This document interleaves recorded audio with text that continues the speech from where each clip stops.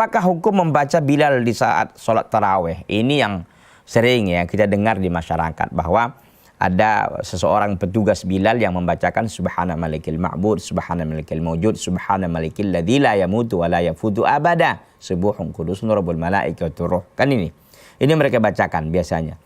Nah, ini kita katakan sama sekali tidak ada dasarnya, tidak ada landasannya dari Nabi dan juga tidak para sahabat dan para ulama. Jadi kalau begitu bagaimana? Lau kana khairan lasabaquna ilaihi. Kalau itu kebaikan tentulah para sahabat melakukannya. Karena ini bukan sesuatu yang diajarkan dalam agama kita ini, maka jangan kita lakukan. Jangan kita lakukan. Karena memang dalam beribadah ini kita harus apa?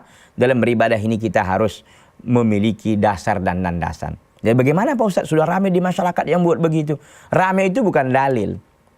Banyaknya orang melakukan itu bukan menunjukkan sebuah kebenaran, tidak. Yang menjadi patokan kebenaran itu adalah apa yang Allah katakan, apa yang Rasul katakan, dan apa yang dilakukan oleh para sahabat. Apa yang disampaikan dan dipahami oleh para sahabat dari nas-nas itu. Makanya kan Al-Quran dan Sunnah adalah fahmi salafil ummah. Begitu. Jadi sama sekali tidak ada. Coba begini saja. Para pemirsa Salam TV bisa mempertanyakan kepada orang yang membacakan Bilal ini. Coba ditanya kepada mereka, ada apa dasarnya apa?